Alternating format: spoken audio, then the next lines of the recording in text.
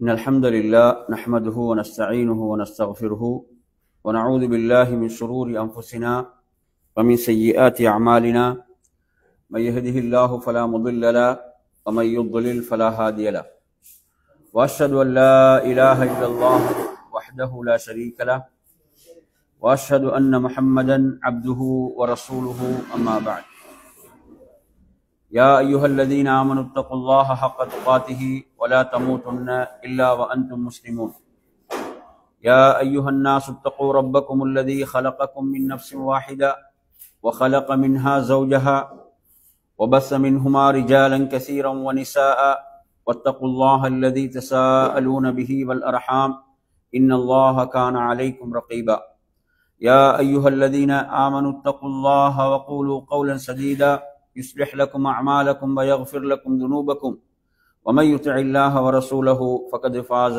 فوزا عظيما فإن أصدق الحديث كتاب الله وخير الهدي هدي محمد صلى الله عليه وسلم وشر الأمور محدثاتها وكل محدثة بدعة وكل بدعة ضلالة وكل ضلالة في النار.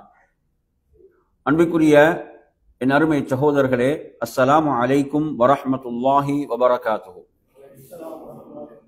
அல்லாஹுடைய பேரருளால் நாம் இந்த மார்க்க வகுப்பிலே கட்டாயமான 5 விடயங்கள் என்ற தலைப்பில் சென்ற ஒரு வகுப்பில் நாம் சில செய்திகளை படித்திருந்தோம், பார்த்திருந்தோம். அவற்றை மிக சுருக்கமாக நாம் மீட்டிக்கொண்டு இன்றைய இந்த தலைப்புக்குள், அதனுடைய தொடர்ச்சிக்குள் நாம் செல்லலாம். அன்பிற்குரியவர்களே, ஒவ்வொருவரும் இந்த 5 விடயங்களை கட்டாயம் அறிந்து வைத்திருக்க வேண்டும். இஸ்லாம் கட்டாயமான 5 என்று குர்ஆன் சுன்னாவுடைய ஆதாரங்களின் அடிப்படையில் அறிஞர்கள் அடையாளப்படுத்திய இந்த விடயங்களை ஒவ்வொருவரும் தெரிந்து வைத்திருக்க வேண்டும். எவ்வாறு செயல்பட வேண்டும், அதற்கான வழிகாட்டல்கள் என்ன என்பவற்றை புரிந்திருக்க வேண்டும். அந்த அடிப்படையிலே அதில் முதல் விடயம் நாம் படித்தோம். அதாவது தீன், மார்க்கம், பாதுகாக்கப்பட வேண்டிய கட்டாயமான 5 விடயங்களில் முதல் விடயம் எது? அத்தீன், அத்தீனுல் இஸ்லாம். இஸ்லாமிய மார்க்கத்தை ஒருவர் என்ன செய்ய வேண்டும்? காக்க வேண்டும். இரண்டாவதாக நாம் அதில் இரண்டாவதாக படித்தோம் அந்நப்ஸ், அதாவது ஒருவருடைய உயிர். அடுத்ததாக என்ன? அவரது உயிரை அவர் காத்து கொள்ள வேண்டும். உயிருக்கு மார்க்கம் வழங்கி இருக்கக்கூடிய முக்கியத்துவம் ஏனென்றால், அவன் தீனை நிலைநாட்ட வேண்டும் என்றால் அவன் உயிர் வாழ வேண்டும், இல்லையா? தீனை அவன் செயல்படுத்த வேண்டுமாக இருந்தால் அவன் என்ன செய்ய வேண்டும்? அவன் உயிர் வாழ வேண்டும். எனவே அவனது உயிர், இந்த உயிருக்கு இஸ்லாம் எவ்வளவு பெரிய ஒரு சிறப்பை முக்கியத்துவத்தையும் கொடுத்திருக்கிறது என்ற இந்த விடயம். அதுல நீங்க ஒரு 2 ஹதீஸ்களை இதில் நான் உங்களுக்கு ஒரு கூடுதல் தகவலுக்காக நினைவூட்டிக் கொள்கிறேன். இந்த செய்தி அபூதாவுதுல 334வது எண்ணிலே பதிவாகிறது. ஹதீஸ் அறிவிக்கக்கூடிய ராவி பாத்தீங்கன்னா அம்ர் இப்னு ஆஸ் ரலியல்லாஹு அன்ஹு அவர்கள். இந்த அம்ர் இப்னு ஆஸ் ரலியல்லாஹு அன்ஹு அவர்கள் சொல்கிறார்கள், இவர்கள் ஒரு போருக்காக சென்றிருந்தார்கள். சஹாபாக்கள் நபி தோழர்களோடு ஒரு போருக்கு சென்றிருந்தார்கள். அதாவது அந்த போருக்கு என்ன பெயர் என்றால் தாத்து சலாசில். தாத்து சலாசில் என்ற அந்த போருக்கு போயிருக்கிறாங்க. அது ஒரு குளிரான இரவு. நம்ம சொல்றாங்க, அது ஒரு குளிரான இரவாக இருந்தது. அந்த இரவில் அவர்களுக்கு என்ன நிலை ஏற்பட்டது என்று சொன்னால், ஒரு குளிப்பு கடமையாகிவிட்டது. இரவுல தூங்குறாங்க, குளிப்பு கடமையாகி விடுகிறது. அப்ப குளிப்பு கடமையானவுடன் அவர் சொல்கிறார், ஃபதயம்மம்து, நான் தயம்மம் செய்து கொண்டேன். நான் எதை பயந்தேன் என்றால், நான் குளித்தால் நான் அழிந்து விடுவேன், நான் மரணித்து விடுவேன் என்று பயந்தவர்களாக அவர் சொல்கிறார், நான் தயம்மம் செய்து கொண்டேன். சும்ம சல்லைது பி அஸ்ஹாபி அஸ்ஸுபஹ, இவங்க தான் படை தளபதி. எனவே இவர்கள் சுபஹுடைய தொழுகை என்ன செய்றாங்க? தொழுவிக்கிறாங்க. சுபஹுடைய தொழுகையை ஏனைய படை வீரர்களுக்கு, தோழர்களுக்கு அவர்கள் முன் நின்று தொழுவிக்கின்றார்கள். பிறகு இவர் மதீனாவுக்கு வந்து அல்லாஹ்வுடைய தூதரிடம் நடந்ததை சொல்கிறார்கள். அல்லாஹ்வுடைய தூதரிடம் நடந்ததை சொல்கிறார்கள். அப்படி சொன்னவுடன் நபி ஸல்லல்லாஹு அலைஹி வஸல்லம் கேட்கிறார்கள், யா அம்ர் சல்லைத பி அஸ்ஹாபிக வ அன்த ஜுனுப், நீங்க ஜுனுபுடைய நிலையில், குளிப்பு கடமையான நிலையில் நீங்கள் உங்கள் தோழர்களுக்கு இமாமத் செய்தீர்களா, தொழுகை நடத்தினீர்களா? அப்படி என்று நபி அவங்க கேட்கிறான். உங்களுக்கு குளிப்பு கடமையாக இருந்திருக்கிறது, குளிப்பு கடமையான நிலையில் நீங்க என்ன செய்திருக்கிறீங்க? இமாமத் செய்திருக்கிறீர்கள், தொழுகை நடத்தி இருக்கிறீர்கள். அப்போது அவர்கள் சொல்கிறார்கள், அல்லாஹ்வின் தூதரே, என்னை குளிக்க விடாமல் எது தடுத்தது? அப்படி என்ற சொல்லும் போது அவங்க சொல்றாங்க, அல்லாஹ் குர்ஆனில் இவ்வாறு குறிப்பிட்டிருக்கிறான் என்று ஒரு வசனத்தை சொல்றான். என்ன வசனம் அது? வலா தக்துலு அன்ஃபுஸகும் இன்னல்லாஹ கான பிக்கும் ரஹீமா. இது சூரத்து நிசாவுடைய 29வது வசனம். நீங்கள் உங்களையே கொன்று கொள்ளாதீர்கள், கொலை செய்து கொள்ளாதீர்கள், நிச்சயமாக அல்லாஹ் உங்களோடு இரக்கமுள்ளவனாக இருக்கிறான். நிச்சயமாக அல்லாஹ் உங்களோடு இரக்கமுள்ளவனாக அன்பாளனாக இருக்கிறான். அப்படி என்று வசனத்தை ஓதி காட்டுறான். அப்ப ரசூலுல்லாஹ் சிரித்து விட்டார்கள். ஃபதஹிக ரசூலுல்லாஹி ஸல்லல்லாஹு அலைஹி வஸல்லம். ஆதாரத்தை எங்க இருந்து கொண்டு வந்தாரு? குர்ஆன்ல இருந்து ஆதாரத்தை கொண்டு வந்தார். ஆதாரத்தை கொண்டு வந்தவுடன் நபி அவர்கள் சிரித்து விட்டார்கள். வலம் யகுல் ஷைஆ, நபி அவங்க எதுவும் சொல்லவில்லை, எதுவும் சொல்லவில்லை. அப்ப நாங்க ஹதீஸை படிக்கும் போது 3 வகை என்று படித்திருக்கிறோம் இல்லையா? என்ன சொல்லுங்க? நபி அவங்களோட சொல், செயல், அங்கீகாரம். இப்ப நபி அவங்க இங்கு இதை என்ன செய்யறாங்க? ஏற்றுக்கொள்கிறார்கள். இதை அல்லாஹ் அலைஹிஸ்ஸலாம், அல்லாஹ்வுடைய தூதர் இதை அங்கீகரித்தார்கள், ஏற்றுக்கொண்டார்கள்.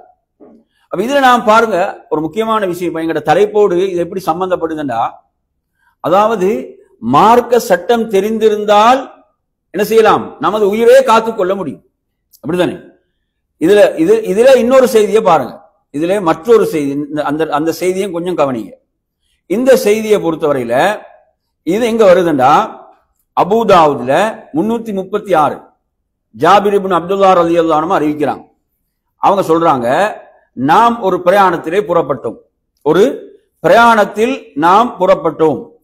அப்ப அந்த பிரயாணம் சில நேரம் போருக்காக இருக்கலாம் அல்லது வேறு காரணங்களுக்காக இருக்கலாம். அவ்வாறு நாம் நமது பிரயாணத்தில் ஒருவருடைய தலையில் என்ன செய்து ஒரு கல் விழுந்து தலையில் ஒரு பெரிய காயம் ஏற்பட்டு விட்டது. அவர் தலையில் காயம் ஏற்பட்டு விட்டது. அப்ப எனவே அந்த காயத்தோடு அவர் இரவிலே தூங்குகிறார். அவருக்கு குளிப்பு கடமையாகி விடுகிறது, அவர் ஜுனுபாகி விடுகிறார். குளிப்பு கடமை அவருக்கு குளிப்பு கடமை ஏற்பட்டு விடுகிறது. அப்ப எனவே ஃபஜ்ருடைய தொழுகை அலைஹிஸ்ஸலாம், ஃபஜ்ருடைய தொழுகையை தொழ வேண்டும். சஹாபாக்களிடம் கேட்கிறார். என்ன கேட்கிறார்? ஹல் தஜிதூன லீ ருஹ்ஸா, எனக்கு ஏதாவது சலுகை இருக்கிறதா தயமம் செய்வதற்கு எனக்கு ஏதாவது சலுகை உள்ளதா என்று கேள்வி கேட்கிறார். அப்படிதானே? கேள்வி எவ்வளவு முக்கியமான ஒரு விஷயம். அப்ப எல்லோரும் என்ன சொல்லுகிறார்கள் என்றால், உங்களுடைய இந்த விஷயத்தில் நாங்கள் எந்த ஒரு சலுகையும் ருஹ்ஸாவையும் காணவில்லை, நீங்கள் என்ன செய்யணும்? குளித்துத்தான் ஆக வேண்டும் என்று சொல்லிவிடுகிறார்கள். அவர் குளிக்கிறார், மரணித்து விடுகிறார். என்ன செய்கிறார்? குளிக்கிறார், அவர் மரணித்து விட்டார். எனவே நபி ஸல்லல்லாஹு அலைஹி வஸல்லம் அவர்களுக்கு இந்த செய்தி மதீனாவுக்கு வந்த பிறகு செய்தி கிடைக்கிறது, அறிவிக்கிறாங்க. அப்போ சொல்கிறார்கள், அவரை கொன்றவர்களை அல்லாஹ் கொல்லட்டுமாகன்றாங்க ரசூலுல்லாஹ். அந்த அளவுக்கு அப்படி சொல்றாங்க. எனவே அந்த நேரத்தில் ரசூலுல்லாஹ் என்ன சொல்றாங்க என்று சொன்னா, உங்களை யாரும் அறிந்தவர்கள் ஒருவரும் இருக்கவில்லையா? கேள்வி கேட்பது என்பது ஒரு நிவாரணி, சிஃபா. கேள்வி கேட்பது என்பது ஒரு அழகான தீர்வு, நிவாரணி என்று சொல்லிவிட்டு அல்லாஹ்வின் தூதர் ஸல்லல்லாஹு அலைஹி வஸல்லம் அவர்கள் தயமம் செய்து காட்டுகிறார்கள். இவ்வாறு தயமம் செய்திருந்தால் போதுமானது, இவ்வாறு தயமம் செய்திருந்தால் போதுமானது என்று அல்லாஹ்வின் தூதர் ஸல்லல்லாஹு அலைஹி வஸல்லம் அவர்கள் செய்தார்கள், குறிப்பிட்டாங்க என்பதை பார்க்கிறோம். அப்ப நான் ஏன் இதை சொல்கிறேன் என்றால், அதாவது மார்க்கத்தை நிலைநாட்டுவது எவ்வளவு முக்கியமோ அது மார்க்க தெளிவோடு விளக்கத்தோடு. என்ன உயிருக்கே ஆபத்து வருகிறது என்றால் மார்க்கம் என்ன செய்யும்? தீர்வை தரும். மார்க்கம் தீர்வை சொல்லும். தயம்முடைய சட்டம், இப்போ குளிர்ல கடுமையான குளிர்ல இருக்கிறாரு, குளிப்பு கடமையாகிவிட்டது, என்ன செய்ய முடியாது, குளிக்க முடியாத அளவுக்கு கடும் குளிராக இருக்கிறது. மார்க்கம் சொல்லுகிறது தயம்மும். எனவே நாங்க பாருங்க, முதலாவது பார்த்தோம் என்ன, தீனே ஒரு பாதுகாப்பது, இரண்டாவது என்ன, உயிரை பாதுகாப்பது. எனவே இங்கு ஒரு இடத்துல மார்க்க விளக்கம் தெளிவு இருந்தால், இல்ம் இருந்தால் அவர் தன்னை என்ன செய்ய முடியும்? காத்துக்கொள்ள முடியும். அவர் தன்னை காத்துக்கொள்ளலாம், மார்க்கத்துடைய இல்ம் தெளிவு இருந்தால். ஏனென்றால் அல்லாஹ் குர்ஆன்ல சொல்வது என்னவென்றால், உங்களை நீங்களே அழிவில் போட்டுக் கொள்ளாதீர்கள், உங்களை நீங்களே அழிவில் போட்டுக் கொள்ளாதீர்கள். மார்க்கம் அழகான தீர்வுகளை தந்திருக்கிறது. நமக்கு என்ன அது பற்றிய தெளிவு, அது பற்றிய விளக்கம் இருந்தால் போதுமானது. எனவே நறுமையான சகோதரர்களே, எவ்வளவு அற்புதமான மார்க்கம் இஸ்லாம், இவ்வளவு அற்புதமான மார்க்கம் இஸ்லாம், எவ்வளவு அழகான. இன்றைக்கு நீங்க பாருங்க, அதாவது சிலர்கள் தங்களுடைய பக்தியை எப்படி வெளிப்படுத்துறாங்க என்றால், தங்களை வதைத்துக் கொண்டு வெளிப்படுத்துறாங்க. பாக்குறோமா இல்லையா? ஏனைய மதங்களை நீங்க எடுத்து பாருங்க, அவர்கள் தங்களுடைய பக்தியை, நாங்க இறைவன் மீது பக்தி கொண்டவர்கள் என்பதை எப்படி வெளிப்படுத்துறாங்க? தங்களுக்கே சித்திரவதை செய்து கொண்டு, தங்களுடைய உடலை கிழித்துக் கொண்டு, இப்படி எல்லாம் செய்யறதெல்லாம் நாங்க பாக்குறோம். ஆனா இஸ்லாம் ஒருபோதும் இதை என்ன செய்யாது? அனுமதிக்காது. இஸ்லாம் ஒருபோதும் இதை அனுமதிக்காது. ரசூலுல்லாஹ் பாக்குறாங்க, ஒரு மனிதர் ஹஜ்ஜுக்கு நடந்து செல்கிறார். ஒரு வயதான மனிதர் என்ன செய்றார்? தனது பிள்ளைகளுடைய அந்த உதவியோடு ஹஜ்ஜுக்கு நடந்து செல்கிறார். நபி அவங்க கேட்கிறாங்க, என்ன இவர் ஹஜ்ஜுக்கு நடந்து போறாரு? அப்போ சொல்கிறார்கள், இவர் நேர்ச்சை செய்திருக்கிறார், ஹஜ்ஜுக்கு நடந்து செல்வதாக நேர்ச்சை செய்திருக்கிறார். அல்லாஹ்வுடைய தூதர் சொன்னார்கள், இந்த நேர்ச்சையில் அல்லாஹ்வுக்கு எந்த தேவையும் இல்லை, அவரை ஒட்டகத்திலே ஏற்றுங்கள், ஒட்டகத்திலே ஏற்றி அவரை அழைத்து செல்லுங்கள். இப்படி சொல்லக்கூடிய மார்க்கம் இஸ்லாம். அப்ப நான் இந்த ஹதீஸ்களை உங்களுக்கு ஏன் சொன்னேன் என்றால், அதாவது ஒருவர் தீனை எவ்வளவு காப்பது முக்கியமோ அதே போன்றுதான் அவரது உயிரை அடுத்ததாக காப்பதும் இருக்கிறது. மார்க்கத்துடைய தெளிவு விளக்கம் இங்கு இருந்தால் நாம் என்ன செய்யலாம்? அதை அழகான முறையில் ரசூலுல்லாஹ் ஒரு முறை பார்க்கிறாங்க, அதாவது மக்கள் எல்லாம் ஒரு சஹாபியை அப்படியே சூழ்ந்து இருக்கிறார்கள். அப்போது அல்லாஹ்வுடைய தூதர் கேட்கிறாங்க, என்ன பிரச்சனை? எல்லோரும் அவருக்கு நிழலிட்டுக் கொண்டிருக்கிறார்கள், என்ன காரணம்? அப்போது சொல்கிறார்கள், அவர் நோன்போடு இருக்கிறார், அவர் நோன்போடு இருக்கிறார். அல்லாஹ்வுடைய தூதர் சொன்னார்கள், இந்த நோன்பில் எந்த நன்மையும் கிடையாது என்றான். நோன்பு என்பது எவ்வளவு நன்மையான விஷயம். நபி அவங்க எவ்வளவு ஹதீஸ்கள் நோன்பை பற்றி சொல்லி இருக்கிறார்கள், நோன்புடைய சிறப்புகளை பற்றி சொல்லி இருக்கிறார்கள். ரசூலுல்லாஹ் சொன்னாங்க, இவருடைய இந்த நோன்பில் எந்த நன்மையும் கிடையாது என்றான். ஏன்? அதாவது பிரயாணத்தில் நோன்பை விடுவதற்கு சலுகை இருக்கிறது, இவ்வளவு அவர் தன்னை கஷ்டப்படுத்தி கொண்டு நோன்பு நோட்பது இருக்கிறதே, இந்த நோன்பில் நன்மை இல்லை. பாருங்க எவ்வளவு அற்புதமாக மார்க்கம் சொல்லி தருகிறது, இஸ்லாம் சொல்கிறது. சுப்ஹானல்லாஹ். இந்த விளக்கம் நமக்கு தேவை, இந்த விளக்கம் நமக்கு தேவை. ஏன்னா சிலர் என்ன செய்யறாங்க, இந்த விளக்கம் இல்லாத காரணத்தால் தங்களையே சிரமத்துக்குள் உட்படுத்திக் கொள்கிறார்கள், சிரமத்துக்கு ஆளாக்கி கொள்கிறார்கள். பாக்குறோமா இல்லையா? இவ்வளவுதான் அவர்களுக்கு மார்க்கத்துடைய சட்டங்களை சொன்னாலும் அதை அவங்க ஏற்றுக்கொள்ள தயார் இல்லை, அந்த மனோநிலையில் இல்லை. அல்லாஹ் பாதுகாக்க வேண்டும். அப்படி அல்ல, அல்லாஹ் சொல்லிவிட்டால், அல்லாஹ்வுடைய தூதர் சொல்லிவிட்டால் அதை நாம் ஏற்று செயல்பட வேண்டும். எனவே நறுமையான சகோதரர்களே, இந்த ஹதீஸ்கள் நான் ஏன் இந்த இடத்துல உங்களுக்கு சொன்னேன் என்று சொன்னால், அதாவது மார்க்க விளக்கம் அவசியம். மார்க்கத்தை நாம் நிலைநாட்டும் போது இந்த விளக்கம் நம்மிடம் இருந்தால் நாம் நம்மையே என்ன செய்ய வேண்டியதில்லை, கஷ்டத்துக்குள் போட்டுக்கொள்ள வேண்டியது இல்லை என்பதை நாம் விளங்கிக் கொள்ள வேண்டும். எனவே நாம் அந்த கட்டாயமான 5 விஷயங்கள், ஒவ்வொரு பாதுகாக்க வேண்டிய 5 விஷயம், இதை கவனித்து தான் மார்க்கம் சட்டம் சொல்லும். நீங்க எடுத்தீங்கன்னா மார்க்கம் சட்டம் சொல்லும் போது இதெல்லாம் கவனித்துத்தான் மார்க்கம் ஒரு சட்டத்தை சொல்லும். இவைகள் எல்லாம் பாதுகாக்கப்பட வேண்டும். இப்ப உங்களுக்கு நான் ஒரு குர்ஆனுடைய வசனத்தை ஓதி காட்டுகிறேன். இந்த வசனத்துல நாங்க படித்த விஷயங்கள், முதல் விஷயம் தீனை ஒருவர் பாதுகாப்பது, இரண்டாவது என்ன படிச்சோம், உயிரை பாதுகாப்பது, மூன்றாவது அவரது புத்தியை சிந்தனையை பாதுகாப்பது, அவரது புத்தியை சிந்தனையை பாதுகாப்பது, 4, 5 தான் நாங்க படிக்க வேண்டியிருக்கிறது. 4வது நாம் படித்தது என்ன, அவரது சந்ததியை பாதுகாப்பது, 5வது அவரது செல்வத்தை பாதுகாப்பது.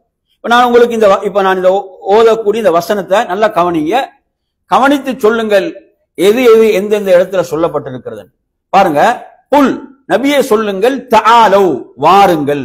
நல்லா பாருங்க, இந்த வசனம் எவ்வளவு அழகா ஆரம்பிக்குதுன்னு பாருங்க. நபியே சொல்லுங்கள், தஆலௌ என்ன அர்த்தம்? வாருங்கள். அப்ப எல்லோருடைய கவனமும் அதில் திருப்பப்படுகிறது. எல்லோரும் வாருங்கள். அத்துலு நான் ஓதி காட்டுகிறேன்.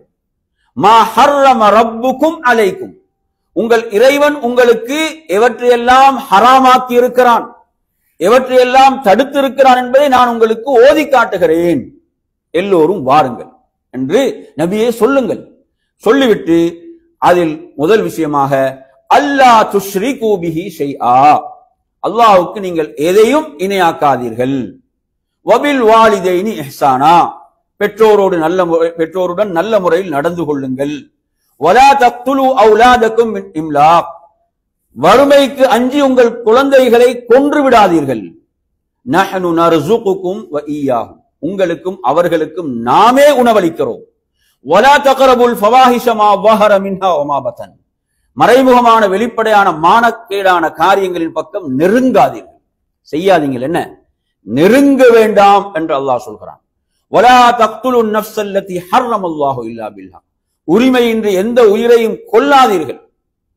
அதே போன்று ذالிக்கும் வஸ்ஸாக்கும் பிஹி, இவற்றை அவன் உங்களுக்கு வசியத்தாக செய்கிறான் அல்லாஹ். லஅல்லக்கும் தத்தகூன், நீங்கள் அவனை அஞ்ச வேண்டும், பயப்பட வேண்டும் என்பதற்காக. அடுத்து என்ன? வலா தக்ரபு மாலல் யதீம், அனாதையுடைய சொத்தை நெருங்க வேண்டாம். இல்லா பில்லதி ஹிய அஹ்சன், அழகிய முறையிலே தவிர. ஹத்தா யபுலுக அசுத்தஹு, எதுவரை? அவர் பருவ வயதை அடைகின்ற வரை அதை பாதுகாக்க வேண்டிய பொறுப்பு இருக்கிறது. வஅஃபுல் கைல வல் மீஸான பில் கிஸ்த், நீங்கள் அளவை நிறுவையில நேர்மையா நடக்க வேண்டும். அளவை நிறுவையில எப்படி இருக்க வேண்டும்? மிக நேர்மையாக நீதியாக நடந்து கொள்ளுங்கள். லா நுகல்லிஃபு நஃப்ஸன் இல்லா உஸ்அஹா, எந்த ஒரு ஆன்மாவுக்கும் சுமக்க முடியாத சுமையை நாம் என்ன செய்வதில்லை, சுமத்துவது கிடையாது, சுமத்த மாட்டோம். வைதா குல்தும் ஃபஅதிலு, பேசினால் நேர்மையா பேசுங்க, நீதியா பேசுங்க. வலவ் கான தா குர்பா, உங்களுடைய நெருங்கிய உறவினர்களாக இருந்தாலும் சரி, நெருங்கிய உறவினரை பாதுகாக்கிறதுக்காக என்ன செய்யாதீங்க, நேர்மையை தவற விடாதீங்க, நேர்மையை தவற விடாதீர்கள், நேர்மையாக பேசுங்கள். அடுத்து என்ன? அதிலே அல்லாஹ் சொல்கிறான், வபி அஹ்தில்லாஹி அவ்ஃபு, அல்லாஹ்வோடு செய்த ஒப்பந்தங்களை நிறைவேற்றுங்கள். அல்லாஹ்வோடு செய்த ஒப்பந்தங்களை நிறைவேற்றுங்கள். அல்லாஹ்வுடைய பேரால் அடுத்தவங்களோடு செய்திருப்பீர்களே அதையும் நிறைவேற்றுங்கள். ذالிக்கும் வஸ்ஸாக்கும் பிஹி, அவன் உங்களுக்கு இதை வசியத்து செய்கிறான். லஅல்லக்கும் ததக்கரூன், நீங்கள் நல்லுணர்வு பெற வேண்டும் என்பதற்காக. அடுத்து என்ன? வஅன்ன ஹாதா ஸிராத்தி முஸ்தகீமா, இதுதான் எனது நேரான பாதை. ஃபத்தபிஊஹு, இதை பின்பற்றுங்கள். வலா தத்தபிஉ சுபுல், நீங்கள் பல வழிகளை பின்பற்றாதீர்கள். ஃபதஃபர்ரக பிக்கும் அன் சபீலி, அது உங்களை நேர் வழியை விட்டு உங்களை தூரமாக்கி விடும். பல வழிகள்ல போக ஆரம்பிச்சீங்க, என்ன அவன் கூப்பிடுறான், இவன் கூப்பிடுறான், அவன் அழைக்கிறான், இவன் அழைக்கிறான், அந்த வழிகளில் செல்ல ஆரம்பித்தீர்கள் என்றால் அது உங்களை நேர் வழியை விட்டு தூரமாக்கி விடும். ذالிக்கும் வஸ்ஸாக்கும் பிஹி, அவன் உங்களுக்கு இதை வசியத்து செய்கிறான். 3 இடங்கள் வரும். ذالிக்கும் வஸ்ஸாக்கும் பிஹி, ذالிக்கும் வஸ்ஸாக்கும் பிஹி லஅல்லக்கும் தத்தகூன், நீங்கள் தக்வா உடையவர்களாக இருப்பதற்கு. சூரத்துல் அன்ஆம் 6வது அத்தியாயம் 151, 152, 153 ஆகிய வசனங்கள். அப்ப இந்த வசனத்துல இப்ப நாங்க சொன்ன 5 விஷயங்கள், கட்டாயமான 5 விஷயங்கள். இதுல தீனை பாதுகாக்க வேண்டும். எந்த இடத்துல வந்துச்சு? தீனை பாதுகாக்க வேண்டும் என்ற விஷயம் இதுல நான் இப்ப ஓதி காட்டி இந்த வசனத்துல எந்த இடத்துல வந்துச்சு? அல்லாஹ் துஷ்ரிகு பிஹி ஷைஆ, முதலாவது அதுதான். நல்லா புரிஞ்சுக்கோங்க. முதல் விஷயம் என்னதான்? அதுதான், அவனுக்கு நீங்கள் எதையும் இணையாக்க வேண்டாம், எதையும் நீங்கள் அவனுக்கு இணையாக்காதீர்கள். எனவே முதலில் பாதுகாக்கப்பட வேண்டியது தீன். எது? தீன் பாதுகாக்கப்பட வேண்டும். சரி, அடுத்ததாக நீங்க இதுல சொல்லுங்க, அதாவது உயிரை பாதுகாப்பது சம்பந்தமாக இந்த வசனத்தில் எங்கெல்லாம் குறிப்பிடப்பட்டுச்சு? ஒன்று வறுமையை பயந்து உங்கள் பிள்ளைகளை நீங்கள் கொலை செய்யாதீர்கள், அது ஒரு இடம். அடுத்து இன்னொரு இடம் இருந்துச்சு, என்ன இடம்? உரிமை இல்லாமல் என்ன எந்த ஒரு உயிரையும் நீங்க என்ன செய்யக்கூடாது, கொல்லக்கூடாது. அல்லாஹ் ஹராமாக்கிய தடுத்த எந்த ஒரு உயிரையும் நீங்கள் உரிமையின்றி கொலை செய்யக்கூடாது என்ற விஷயம். சரி, அடுத்ததாக நீங்க எடுத்தீங்கன்னு சொன்னா இதுல அதாவது நாம் எத்தனை விஷயத்தை இப்ப சொல்லிட்டோம் உங்களுக்கு?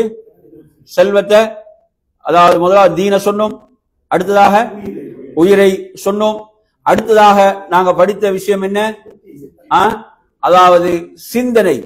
சிந்தனையை நீங்க எடுத்தீங்கடா பொதுவாகத்தான் எடுக்கணும். என்ன இதெல்லாம் அப்ளை பண்றதுக்கு எது தேவை? சீரிய சிந்தனை தேவை. இதெல்லாம் செயல்படுத்துவதற்கு சீரிய சிந்தனை புத்தி அவசியம் என்பதை அல்லாஹ் தஆலா முடிக்கும் போது பாருங்க, லஅல்லகும் தஅகிலூன். அக்ல், அக்ல் என்ன? அக்ல்னா சிந்தனை புத்தி இல்லையா? லஅல்லகும் தஅகிலூன், நீங்கள் இதன் மூலம் என்ன சிந்திப்பவர்களாக ஆகலாம், இதை நீங்கள் சிந்திக்கக்கூடியவர்களாக ஆகலாம் என்று அல்லாஹ் தஆலா என்ன செய்றான்? அப்படியும் இந்த வசனத்தை முடிப்பதை நாம் பார்க்கின்றோம். அதே போன்ற நறுமையான சகோதரர்களே, அடுத்ததாக நீங்க இதில் எடுத்தீங்கன்னு சொன்னா அதாவது சந்ததி இல்லைங்களா? சந்ததியை பாதுகாக்கக்கூடிய விஷயம் இதுல எந்த இடத்துல சொல்லப்பட்டுச்சு? சந்ததியை பாதுகாக்கக்கூடிய விஷயம் எந்த இடத்துல சொல்லப்பட்டுச்சு? உயிருக்கு பயந்து குழந்தைகளை கொள்ளாதீர்கள் என்றதுல எடுக்கலாம், எடுக்க முடியாமல்ல. ஆனா இன்னொரு இடம், முக்கியமான இடம் இருக்குது. என்ன சொல்லுங்க, என்ன?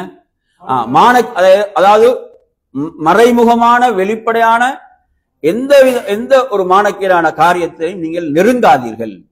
எனவே மானக்கேடானவைகள் என்று சொல்லும் போது அதுல விபச்சாரம் வரும்.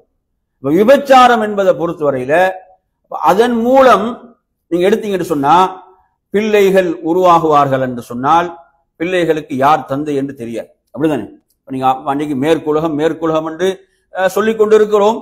மேற்குலகத்தில் நீங்க எடுத்தீங்கன்னா என்ன மில்லியன் கணக்கான பிள்ளைகளுக்கு தந்தை யார் என்று தெரியாத நிலை. தந்தை டிஎன்ஏ மூலம் தான் யாரை முடிவு செய்ய வேண்டியிருக்குது? தந்தையை முடிவு செய்ய வேண்டியிருக்கிற நிலைகளை நாங்க பார்க்கிறோம். அதே போன்று கலைப்புகள் எடுத்தீங்கன்னா அதெல்லாம் மில்லியன் கணக்கு கடந்து விட்டது. ஏன்? இஸ்லாம் சொன்ன இந்த குடும்ப அமைப்பு அங்க இல்லாத காரணத்தால் அனாச்சாரங்கள் பெருகிவிட்டன. எனவே நறுமையான சகோதரர்களே, ஒரு சமூகம், ஒரு சிறந்த முன்மாதிரி மிக்க சமூகம் உருவாவதற்கு அத்திவாரம் எது? குடும்பம் இல்லையா? ஒரு குடும்பம். ஒரு நல்ல குடும்பம் தான் அதற்கான அத்திவாரம். நல்ல ஒரு குடும்பம் உருவாகும் போது சிறந்த ஒரு சமூகம் உருவாகும். எனவே நறுமையான சகோதரர்களே, அந்த அடிப்படையில் நீங்க எடுத்து பார்த்தீங்கன்னு சொன்னா இந்த வசனங்கள், அதே போன்று செல்வத்தை இங்கு எந்த இடத்துல இதுல நாங்க படிச்சோம்? அனாதைகளுடைய செல்வத்தை நீங்க என்ன செய்யக்கூடாது? நெருங்காதீர்கள். பாருங்க, அனாதையுடைய செல்வத்தையே நெருங்கக்கூடாதுண்டா. அனாதை யாரு? நாதியற்றவர்கள். யாரும் அவங்களோட விஷயத்துல யாரும் கேட்க மாட்டாங்க. அவர்களுடைய உரிமைகளை மீறினாலும் யாரும் கேட்க மாட்டார்கள். அவங்க அனாதைகள். ஆனா அனாதைகளுடைய விஷயத்திலே நீங்க எப்படி நடந்து கொள்ள வேண்டும்? அனாதைகளுடைய பொருளாதாரம் விஷயத்திலே அல்லாஹ் இப்படி சொல்கிறான் என்றால், அதை நீங்கள் நெருங்கக்கூடாது என்று சொல்கிறான் என்றால், என் அருமையான சகோதரர்களே, சுப்ஹானல்லாஹ். அதே போன்று இதுல செல்வன் சம்பந்தமா சொல்லக்கூடிய மற்றொரு இடத்தை சொல்லுங்க. செல்வன் சம்பந்தமா சொல்லப்பட்ட இன்னொரு இடம் மாஷா அளவு நிறுவையில் என்ன செய்யக்கூடாது? நீங்கள் மோசடி செய்யாமல் நேர்மையாக நடக்க வேண்டும்.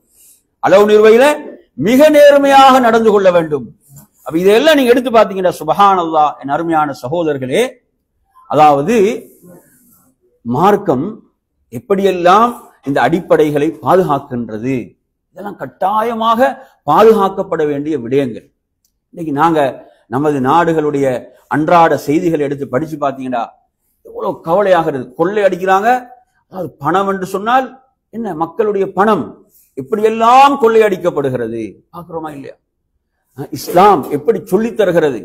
அல்லாஹ்வுடைய தூதர் ஸல்லல்லாஹு அலைஹி வஸல்லம் சொல்கிறார்கள், ஒருவனுடைய ஒரு குச்சி அளவு அவனது பொருளாதாரம் அபகரிக்கப்படுமாக இருந்தாலும் நாளை மறுமையில் அவன் தப்ப முடியாது. நாளை மறுமையில் அவன் நிச்சயமாக விசாரிக்கப்படுவான். சாதாரண ஒரு விஷயம் அல்ல. எனவே நறுமையான சகோதரர்களே, நான் இப்போது உங்களுக்கு சொன்ன இந்த வசனங்கள், இந்த கட்டாயமாக பேண வேண்டிய இந்த 5ஐயும் சொல்லக்கூடிய வசனங்களாக இருந்து கொண்டிருக்கின்றன. இதுல இன்னும் சில வசனங்கள், அதுல நீங்க என்ன செய்யுங்க, அந்த வசன எண்ணுகளை மாத்திரம் கொஞ்சம் குறிச்சுக்கோங்க. அல்லாஹு தஆலா சொல்கிறான், அதாவது வலா தக்துலு நஃப்ஸல்லதி ஹர்ரமல்லாஹு இல்லா பில்லஹ். இதே கருத்து தரக்கூடிய ஒரு வசனம் சூரத்துல் இஸ்ரால நீங்க எடுத்து பாத்தீங்கன்னா 33வது வசனமாக 17வது அத்தியாயம் 33வது வசனத்திலும் பார்க்கலாம். அதே போல் நாங்கள் ஆரம்பத்தில் ஒரு வசனம் ஓதி காட்டினேன், சூரத்து நிசாவுடைய 29வது வசனம். அதுவும் உயிரை கொள்ளக்கூடாது என்பது சம்பந்தமாக வரக்கூடிய வசனம். அதே போன்று சூரத்து நிசாவுடைய 93வது வசனம், இதுவும் அதை பற்றி பேசக்கூடிய வசனமாக இருந்து கொண்டிருக்கிறது. எனவே நறுமையான சகோதரர்களே, அதே போன்று இதுல நாம் இப்படியாக நிறைய குர்ஆன் வசனங்கள் இதற்கு ஆதாரமாக நாம் பார்க்க முடியும்.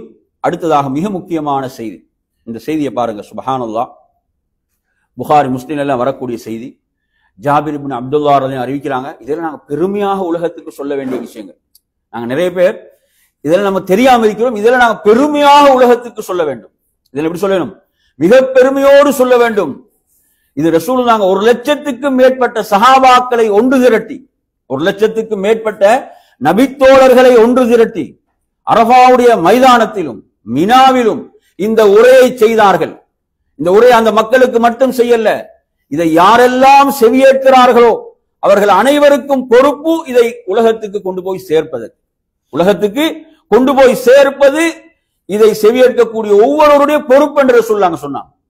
எனவே இது நாங்க மிக பெருமையாக சொல்ல வேண்டும். அல்லாஹ்வின் தூதர் ஸல்லல்லாஹு அலைஹி வஸல்லம் அவர்கள் ஆட்சி தலைவராக, சுப்ஹானல்லாஹ், ஆட்சி தலைவராக எப்படிப்பட்ட ஒரு அற்புதமான ஆட்சியை செய்து காட்டினார்கள், எப்படியெல்லாம் உரிமைகளை பேணினார்கள். இன்றைக்கு பாத்தீங்கன்னா ஒவ்வொரு நாங்க இலங்கையாக இருக்கலாம், இந்தியாவாக இருக்கலாம், ஒவ்வொரு பிரஜையும் நாங்க உலக வங்கிக்கு எவ்வளவு கடன், இந்தியாவில் எவ்வளவு கடன் தெரியுமா? ஒவ்வொருத்தரும் என்ன, இலங்கையில் உள்ள ஒவ்வொரு பிரஜையும் பிறக்கக்கூடிய குழந்தை உட்பட என்ன கடன், கடனா இல்லையா? கடன்.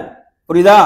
இப்ப நபி ஸல்லல்லாஹு அலைஹி வஸல்லம் ஆட்சி எப்படி இருந்தது என்றால், அல்லாஹ்வுடைய தூதருடைய அந்த மஸ்ஜிதுக்கு ஜனாசா கொண்டு வரப்படும்.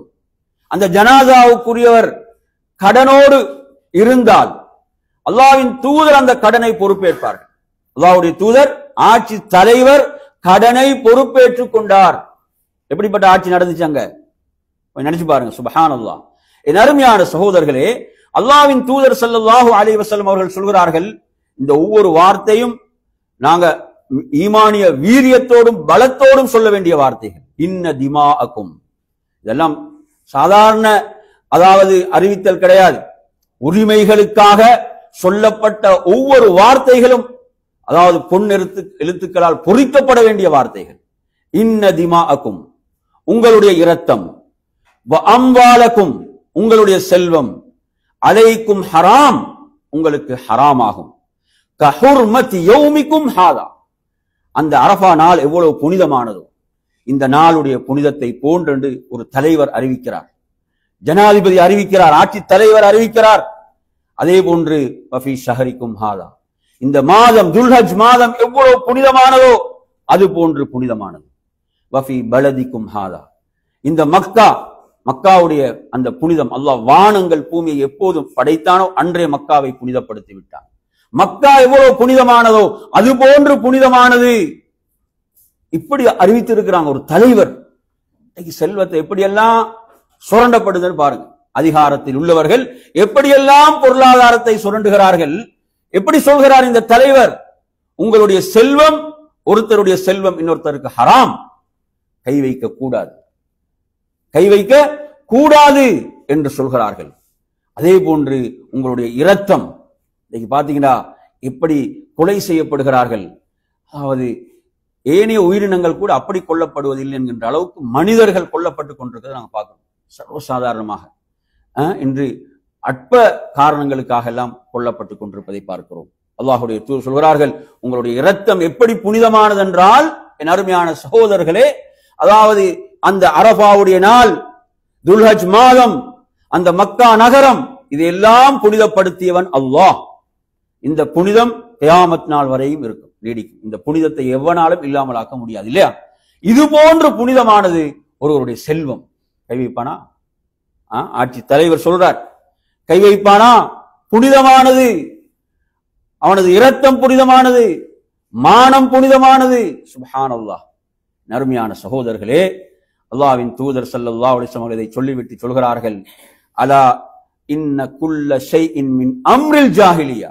எல்லா ஜாஹிலியத்தும், எதெல்லாம் இஸ்லாத்துக்கு முன்னர் ஜாஹிலிய கலாச்சாரமாக, அறியாமை கலாச்சாரமாக எவைகள் எல்லாம் புறையோடி போயிருந்ததோ அந்த அனைத்தும் எனது கால்களுக்கு கீழ் என்றார்கள். எதை வைத்தும் என்ன, உங்களுடைய குடும்ப கோத்திர இந்த ஆடம்பரங்கள் இதெல்லாம் வைத்து எல்லாம் வர முடியாது. ஜாஹிலிய எல்லா பழக்க வழக்கங்களும் எனது பாதங்களுக்கு கீழ் என்று சொன்னார்கள். அதே போன்ற என்ன, அறியாமை காலத்தில் ஓட்டப்பட்ட எல்லா இரத்தங்களுக்கும் மன்னிப்பு வழங்கப்படுகிறது. இதுக்கு பிறகு என்ன, இதற்கு பிறகு சட்டம். அதுல ரசூலுல்லாஹ் தனது குடும்பத்திலிருந்து என்ன செஞ்சாங்க, அதை ஆரம்பித்தார்கள் என்பதையும் பார்க்கிறோம். அருமையான அதே போன்றுதான் அடுத்து என்ன, வட்டி. பொருளாதாரம் எப்படியெல்லாம் சுரண்டப்படுதுன்னு பாருங்க. பொருளாதாரம் எப்படியெல்லாம் சுரண்டப்படுது அல்லாஹ்வுடைய தூதர் அங்கு அறிவிக்கிறார்கள். நறுமை சகோதரர்களை, ஆட்சி தலைவர், இதெல்லாம் சட்டங்கள், இதெல்லாம் என்ன, சட்ட யாப்புக்கள். அல்லாஹ்வுடைய தூதர் சொல்கிறார்கள், வட்டி இருக்கிறதே, வட்டி எனது பாதத்துக்கு கீழ் என்றார்கள். வட்டி ஹராம், வட்டியை ரசூலுல்லாஹ் தடுக்கின்றார்கள், அறிவிப்பை செய்கிறார்கள் என்பதை நாம் பார்க்கின்றோம். அதில் யாரு, தனது சிறிய தந்தை அப்பாஸ் இருந்து அதை ரசூலுல்லாஹ் ஆரம்பித்தாங்க. அவர்கள் கொடுத்த வட்டி எல்லாம் என்ன செஞ்சாங்க, தள்ளுபடி செய்துவிட்டு அசலை மாத்திரம் எடுத்துக்கொள்ள சொன்னார்கள். அடுத்து என் அருமை சகோதரர்களே, பெண்கள் விஷயத்தில் அல்லாஹ்வை பயந்து கொள்ளுங்கள். பெண்களுடைய உரிமையை பற்றி இஸ்லாம் பேசவில்லையா? பெண்களுடைய விஷயத்தில் அல்லாஹ்வை பயந்து கொள்ளுங்கள். அல்லாஹ்வை பயந்து கொள்ளுங்கள் என்று சொல்றதை விட ஒரு வார்த்தை இருக்குதா? சொல்லுங்க பாபு. அல்லாஹ்வை அஞ்சிக் கொள்ளுங்கள் என்றதை விட ஒரு வார்த்தை இருக்குதா? அது ஒன்று இருக்குதா? அதுதான் ஆக உயர்ந்தது. அல்லாஹ்வை பயந்து கொள், இதுதான் ஆக உயர்ந்த வார்த்தை. இதை விட ஒரு வார்த்தை கிடையாது. அல்லாஹ் குர்ஆன்ல யா அய்யுஹன் நபி இத்தகில்லாஹ், நபியே அல்லாஹ்வை பயந்து கொள்ளுங்கள். யா அய்யுஹல்லதீன ஆமனு இத்தகுல்லாஹ், மூமின்களே அல்லாஹ்வை பயந்து கொள்ளுங்கள். ரசூலுல்லாஹ் இங்க என்ன சொல்றாங்க, பெண்கள் விஷயத்தில் அல்லாஹ்வை பயந்து கொள்ளுங்கள். பெண்கள் உங்களுடைய அதிகாரத்தின் கீழே, நீங்க என்ன அநியாயம் செய்தாலும் யாரும் கேட்க வர மாட்டார்கள் என்றால் இல்லை. பெண்கள் விஷயத்துல என்ன, நாளை மறுமையில் எல்லா உரிமைகளும் மீட்கப்படும். நாளை மறுமையில எல்லா உரிமைகளும் என்ன செய்யப்படும், மீட்டு கொடுக்கப்படும். அப்படிப்பட்ட நாள் தான் அந்த மறுமையுடைய நாள். நறுமையான சகோதரர்களே, இன்னக்கும் அகத்துமூஹுன்ன பி அமானத்தில்லாஹ், அல்லாஹ்வுடைய அந்த வார்த்தைகளை கொண்டுதான் அவர்களை கரம் பிடித்திருக்கிறீர்கள். உங்களுடைய மனைவியாக அவர்களுடைய கற்பு உங்களுக்கு ஹலாலாக்கப்பட்டிருப்பது எதன் மூலம்? அல்லாஹ்வுடைய வார்த்தையின் மூலம். சுப்ஹானல்லாஹ். நறுமையான சகோதரர்களே, எப்படி உங்களுக்கு அவர்கள் மீது உரிமைகளும் கடமைகளும் இருக்கின்றனவோ அதே போன்று அவர்களுக்கும் உங்கள் விஷயத்தில் கடமைகள் இருக்கின்றன. நீங்கள் விரும்பாதவர்களை அவர்கள் வீடுகளுக்குள் அனுமதிக்க கூடாது என்ற விஷயத்தை சொல்கிறார்கள். அவர்கள் உடைய அந்த செயல்பாடுகள்ல அவர்கள் தவறிழைக்கின்ற போது காயம் வராமல் அவர்களை அடிப்பதற்கும் அல்லாஹ்வுடைய தூதர் அனுமதி கொடுக்கிறாங்க.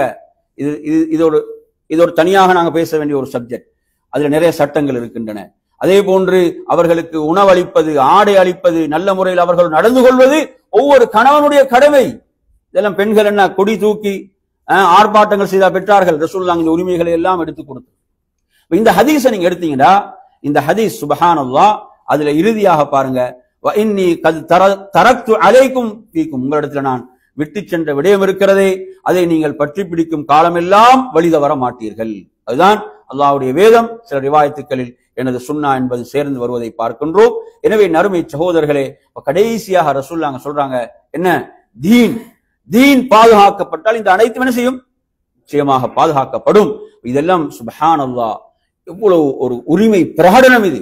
அல்லாஹ்வின் தூதர் ஸல்லல்லாஹு அலைஹி வஸல்லம் அவர்கள் 1400 வருடங்களுக்கு முன்னால் அந்த இறுதி ஹஜ்ஜில் 1,00,000க்கு மேற்பட்ட மக்களை ஒன்று திரட்டி இப்படி ஒரு உரையை செய்தார்கள்.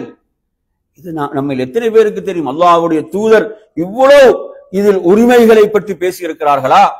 உரிமைகளுக்காக குரல் கொடுத்திருக்கிறார்களா? அருமையான சகோதரர்களே, நாம் எவ்வளவு தலை நிமிர்ந்து சொல்ல வேண்டிய விஷயங்கள் இன்று நாங்க பார்க்கிறோம். ஆட்சியில் இருந்து கொண்டு தீர்வை தேடி தத்தளித்துக் கொண்டிருக்கிறார்கள். எப்படி தீர்வு, எப்படி இந்த அநியாயங்களை ஒழிப்பது? நாளுக்கு நாள் அநியாயங்கள் அதிகரித்துக் கொண்டுதான் இருக்கிறது. பார்க்கிறோமா இல்லையா? நாளுக்கு நாள் அநியாயங்கள் அதிகரித்துக் கொண்டிருக்கிறது, குறைவதை நாங்க பார்க்கல. நாளுக்கு நாள் கூடுது. கொலையாக இருக்கலாம், கொள்ளையாக இருக்கலாம், கற்பழிப்பாக இருக்கலாம், எல்லாம். எனவே தீர்வை தேடுகிறார்கள். தீர்வு எங்க? தீர்வு இஸ்லாம். தீர்வு என்பது இஸ்லாம். அல்லாஹ்வுடைய தூதர் 23 வருடம் நீங்க எடுத்து பாருங்க, ஒரு குறிப்பிட்ட ஒரு குறுகிய காலத்துக்கு ஒரு சமுதாயத்தை உருவாக்குறான். அந்த சமுதாயத்துக்கு என்ன சர்டிபிகேட் கொடுத்தாங்க? இந்த நூற்றாண்டில் உள்ளவர்கள் மிகச்சிறந்தவர்கள் என்று சர்டிபிகேட். ரசூலுல்லாஹ்வை பின்பற்றி அந்த மக்கள், அந்த சஹாபாக்கள் பூமியிலே மிகச்சிறந்தவர்களாக மாறினார்களா இல்லையா? அல்லாஹ்வுடைய தூதர் மாற்றி காட்டினார்களா இல்லையா? எனவே அதற்கு பிறகு வந்த ஆட்சி அபூபக்கர் ஆட்சியாக இருக்கலாம், உமர் ரலியல்லாஹு ஆட்சியாக இருக்கலாம், உஸ்மான் ரலியல்லாஹு ஆட்சியாக இருக்கலாம். அந்த அலியுடைய இந்த ஆட்சிகளை எடுத்து படிச்சு பார்த்தீங்கன்னா எவ்வளவு ஒரு நீதியான ஆட்சி அவர்கள் செய்தார்கள், எவ்வளவு நேர்மையான ஒரு ஆட்சியை செய்தார்கள் என்பதை எல்லாம் நாம் பார்க்கின்றோம். எனவே நறுமையான சகோதரர்களே, இந்த கட்டாயம் பாதுகாக்கப்பட வேண்டிய இந்த 5 ரசூலுல்லாஹ் அதை விட அதிகமாக இந்த உரையில நிறைய விஷயங்கள் என்ன செஞ்சாங்க? உலகத்துக்கு சொன்னாங்க, உலகத்துக்கு எடுத்து சொன்னார்கள். ஆட்சி தலைவராக இருந்து மட்டுமல்ல, இதையெல்லாம் செயல்படுத்தி காட்டி தான். நல்லா புரிஞ்சுக்கோங்க, ரசூலுல்லாஹ் இதெல்லாம் வெறும் வாய் வார்த்தைகள் அல்ல, அப்படிதானே? ஒரு தேர்தல் வரும்போது கொடுக்கப்படுகின்ற வாக்குறுதிகளை போன்ற அல்ல இவைகள். ரசூலுல்லாஹ் இதெல்லாம் மதீனாவிலே மக்காவிலே செயல்படுத்தி காட்டிவிட்டு தான் மக்களுக்கு உரை நிகழ்த்துறாங்க. உரையில சொல்றாங்க. யாரும் அங்க எழும்பி என்ன நீங்க இப்படி செய்யல என்று கேட்க முடியாத அளவுக்கு அற்புதமான ஒரு ஆட்சியை அல்லாஹ்வுடைய தூதர் அங்க என்ன செய்தார்கள்? அங்கு நடத்தி காட்டினார்கள். காட்டிவிட்டு தான் மக்களுக்கு இந்த உரையை நிகழ்த்தினார்கள் என்பதை பார்க்கிறோம். எனவே நறுமையான சகோதரர்களே, அல்லாஹ்வுடைய தூதர் ஸல்லல்லாஹு அலைஹி வஸல்லம் அவர்களிடத்துல இஸ்லாத்தை ஏற்றுக்கொள்ள வருவாங்க தானே? இஸ்லாத்தை ஏற்றுக்கொள்ள வரக்கூடியவர்களிடம் வெறுமனே ரசூலுல்லாஹ் இஸ்லாத்தை மாத்திரமில்லை எடுத்து அவர்களிடமிருந்து எடுத்து ஏற்றுக்கொண்டது. பாருங்க இந்த ஹதீஸ, சுப்ஹானல்லாஹ், புகாரி முஸ்லிம்ல வரக்கூடிய செய்தி. உபாதத் இப்னு சாமித் ரலியல்லாஹு அன்ஹு அறிவிக்கிறார்கள், நாங்கள் அல்லாஹ்வுடைய தூதரோடு அவர்களுடைய மஜ்லிஸிலே அமர்ந்திருந்த போது அல்லாஹ்வின் தூதர் ஸல்லல்லாஹு அலைஹி வஸல்லம் அவர்கள் இஸ்லாத்தை ஏற்றுக்கொள்ள வந்தவர்களிடம் எதற்கெல்லாம் உறுதிமொழி எடுத்தார்கள் தெரியுமா? சொல்கிறார்கள், அலா அல்லா துஷ்ரிகு பில்லாஹி ஷைஆ. முதல் விஷயம் என்ன? அல்லாஹ்வுக்கு எதையும் இணையாக்க கூடாது. இன்னைக்கு பாத்தீங்கன்னா சமுதாயம் கவலை ஷிர்க்ல தான் வீழ்ந்து கிடக்குது. ஷிர்க்ல என்ன? அந்த ஷிர்க்கை பற்றி சரியான விளக்கம் இல்லாத காரணத்தால் வேறு வேறு பெயர்களில் ஷிர்க்கிலே வீழ்ந்து கிடக்கின்றார்கள். ரசூலுல்லாஹ் அவங்கள்ட்ட எடுத்த முதல் உடன்படிக்கை உறுதிமொழி என்ன சொல்லுங்க? அல்லாஹ்வுக்கு எதையும் இணையாக்க கூடாது. அடுத்து என்ன தெரியுமா? அதாவது திருடக்கூடாது. வலா தஸ்ரிகு, என்ன செய்யக்கூடாது? திருடக்கூடாது. சுப்ஹானல்லாஹ், இஸ்லாத்துக்கு வரக்கூடியவர்களிடம் எடுக்கக்கூடிய உறுதிமொழியில் உள்ள விஷயம் இது. இன்னைக்கு பாத்தீங்கன்னா என்ன செய்யலாம்? பொது சொத்துக்களை எப்படியெல்லாம் திருடுகிறார்கள், மக்களுடைய சொத்தை எப்படியெல்லாம் திருடுகிறார்கள் பார்க்கிறோமா இல்லையா? மக்கள் ஏழ்மையிலும் வறுமையிலும் கஷ்டத்திலும் கஷ்டப்பட்டு கொண்டிருக்கிறார்கள். நறுமையான சகோதரர்களே, நபி அவர்கள் இஸ்லாத்தை ஏற்றுக்கொள்ள வந்தவர்களிடம் எடுத்த உறுதிமொழி அடுத்து என்ன? வலா தஸ்னு, விபச்சாரம் செய்யக்கூடாது. பையஸ் செய்தார்கள், உடன்படிக்கை எடுக்கிறான். நறுமையான சகோதரர்களே, இன்றைக்கு நீங்க எடுத்தீங்கன்னு சொன்னா விபச்சாரம் என்பது ஒரு பாவமே இல்லை என்கின்ற அளவுக்கு நிலைமை மோசமாகிவிட்டது. என்ன? அவர்கள் இருவரும் விரும்பிவிட்டால் யாருக்கும் எந்த சட்டத்துக்கும் தடுக்க முடியாது என்று ஆக்கிவிட்டார்கள். என்ன? அதாவது அவர்களை பலாத்காரம், ரேப் என்பதுதான் குற்றம் என்கின்ற ஒரு நிலைமைக்கு இன்று மாறி இருக்கிறது. பார்க்கிறோமா இல்லையா? நறுமையான சகோதரர்களே, ரசூலுல்லாஹ் என்ன சொல்றாங்க? அல்லாஹ்வுடைய கலிமா வார்த்தையை கொண்டுதான் அவருடைய கற்புகள் உங்களுக்கு ஹலாலாக்கப்படுகின்றன. திருமணம், அந்த உயர்ந்த திருமணம் என்ற முறை சந்ததியை காக்க வேண்டுமா? அதுக்கு மிகச்சிறந்த முறை எது? திருமணம். அதனாலதான் ரசூலுல்லாஹ் சொல்றாங்க, யா மஅஷர ஷபாப், இளைஞர்களே அழைக்கிறான். இளைஞர்களே என்று அழைக்கிறார்கள்.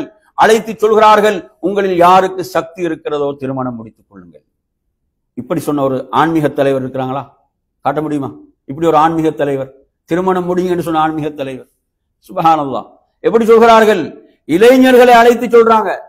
இளைஞர்கள் ஏங்குகிறார்கள், நமக்கு யாரும் இப்படி சொல்ல மாட்டாங்களா? இதான் சொல்லி இருக்கிறாங்க. தலைவர், உலக தலைவர் நபி ஸல்லல்லாஹு அலைஹி வஸல்லம் சொல்லி இருக்கிறார்கள், இளைஞர்களே உங்களுக்கு சக்தி இருக்கிறதா திருமணம் முடித்துக் கொள்ளுங்கள். திருமணம் ஒருபோதும் ஆன்மீகத்துக்கு தடை அல்ல என்று சொன்ன தலைவர். நீங்க ஆன்மீக பாதையில் உயர்ந்து செல்வதற்கு அது துணையாக இருக்குமே தவிர தடை அல்ல என்று சொன்ன தலைவர் நபி ஸல்லல்லாஹு அலைஹி வஸல்லம். நறுமையான சகோதரர்களே, அடுத்து என்ன சொன்னாங்க? உங்களுக்கு சக்தி இல்லையா நோன்பு வைங்கண்டா. இப்படி யாரும் சொல்லியிருக்க மாட்டாங்க, யாரும் சொல்ல முடியாது. எப்படி சொல்றாங்க?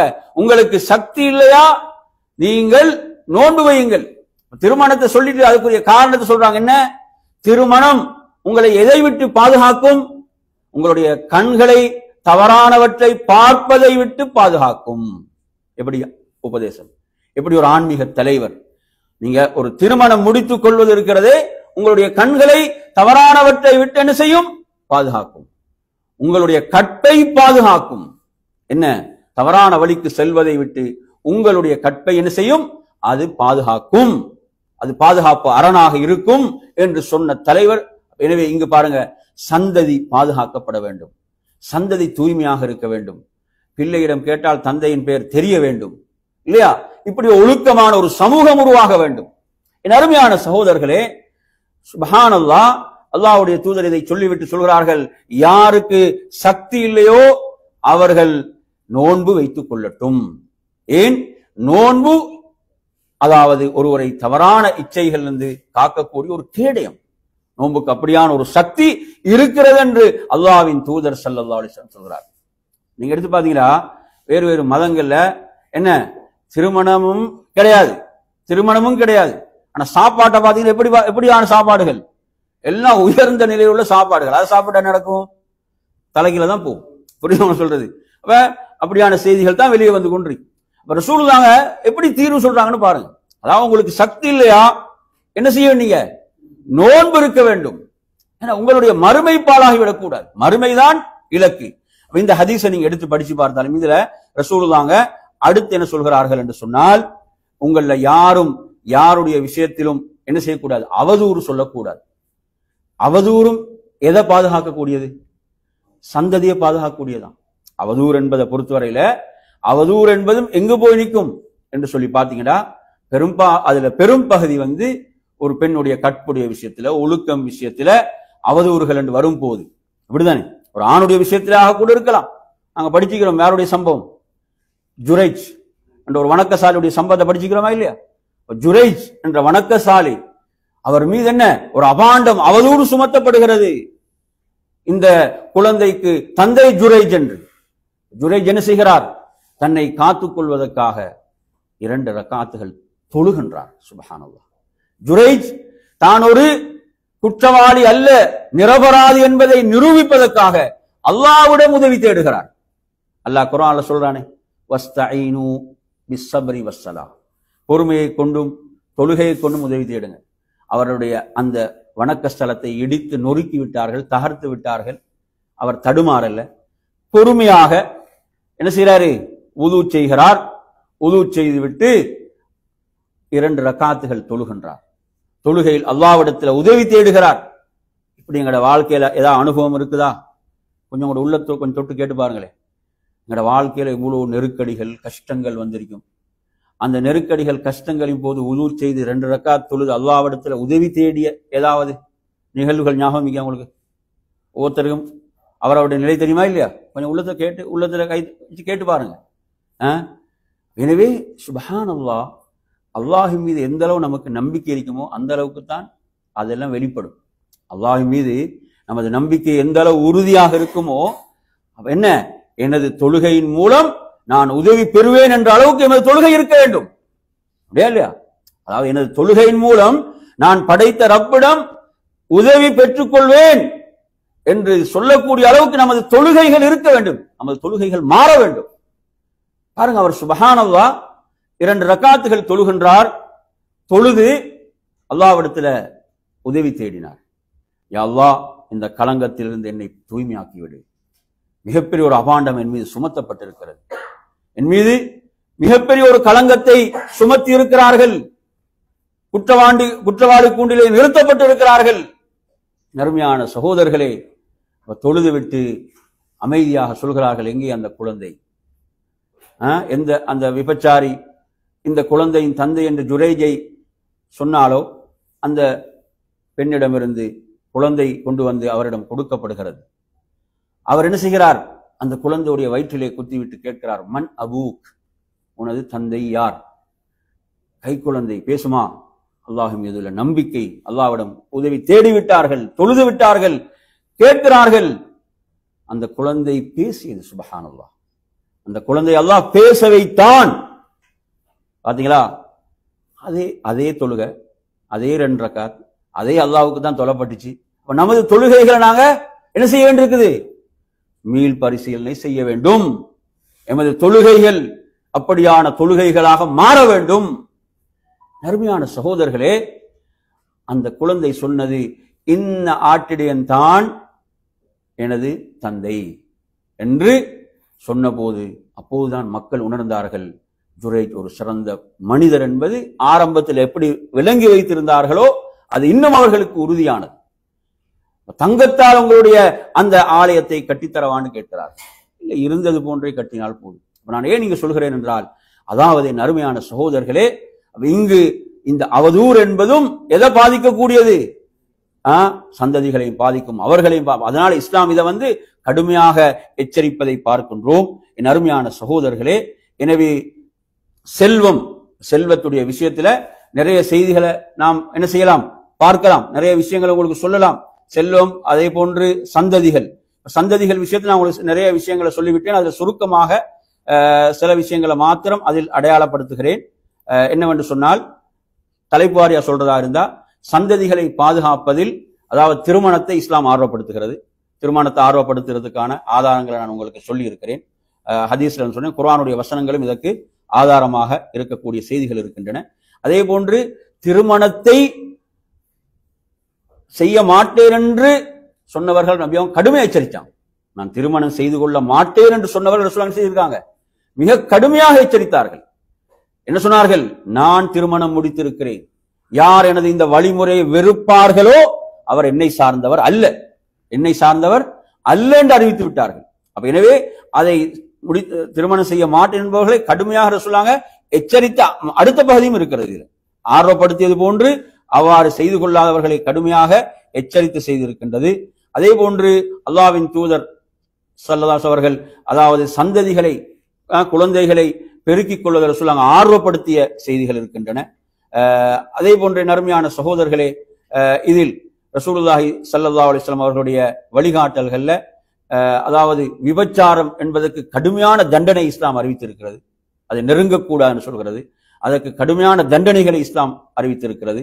திருமணம் முடித்தவர்கள் செய்தால் அவர்களுக்கு கல்லெறிந்து கொல்லப்பட வேண்டும் என்ற அளவுக்கு சட்டங்களை மார்க்கம் சொல்லி இருக்கிறது. அல்லாஹ்வுடைய தூதரிடம் ஒரு மனிதர் கேட்கிறார், ஐயு தன்பி ஆதம். அல்லாஹ்வுடைய தூதரிடம் கேட்கிறார், ஐயு தன்பி ஆதம், எது மிக பெரும் பாவம், எது என்று கேட்கிறார். ரசூலுல்லாஹ் சொல்றாங்க, அன் தஜஅல லில்லாஹி நித்தன் வ ஹுவ ஹலகக். அல்லாஹ் உன்னை படைத்திருக்க நீ அவனுக்கு ஒரு இணையை ஏற்படுத்துவதுதான். அல்லாஹ் தான் உன்னை படைத்தவன் அல்லாஹ். எனவே மக்கா காஃபிர்கள் இதை ஏற்றுக்கொண்டார்கள். எம்மை படைத்தவன் அல்லாஹ் என்பதை ஏற்றுக்கொண்டார்கள். புரியுதா? அந்த அன்றுள்ள குஃப்ரை விட இன்றுள்ள குஃப்ர் என்னது? மிக மோசமானது. அந்த காஃபிர்களை பொறுத்தவரையில அவர்கள் எம்மை படைத்தது அல்லாஹ் ஏற்றுக்கொண்டார்கள். ரசூலுல்லாஹ் என்ன சொல்றாங்க? உன்னை அல்லாஹ் படைத்திருக்க நீ அந்த அல்லாஹ்வுக்கு ஒருவனை நிகராக ஆக்குவது, அல்லாஹ்வுக்கு ஒருவனை இணையாக ஆக்குவது பாவங்களிலே பெரும் பாவம். அடுத்து என்ன கேட்கப்படுது? அடுத்து கேட்கிறாங்க, எது பெரும் பாவம்? அப்போ சொல்கிறார்கள், அதாவது உனது குழந்தைக்கு உணவு கொடுக்க வேண்டும் என்ற அச்சத்தில், பயத்தில் அந்த குழந்தையை நீ கொன்று விடுவது, ஏழ்மையின் காரணமாக, வறுமையின் காரணமாக இவ்வாறு குழந்தையை கொன்று விடுவது.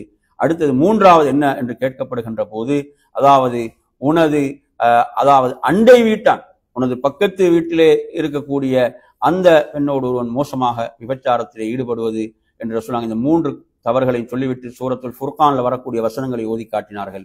அதுல அந்த செய்திகள் எல்லாம் கடுமையாக எச்சரிக்கப்பட்டு வருவதை நீங்கள் பார்க்கலாம். எனவே நறுமையான சகோதரர்களே, இவ்வாறாக சந்ததியை பேணுவதில் மார்க்கம் மிக முக்கியமான நிறைய வழிகாட்டல்களை சொல்லியிருக்கிறது. அதே போன்று அடுத்ததாக நாம் இதிலே இறுதியாக பார்ப்போம் செல்வம்.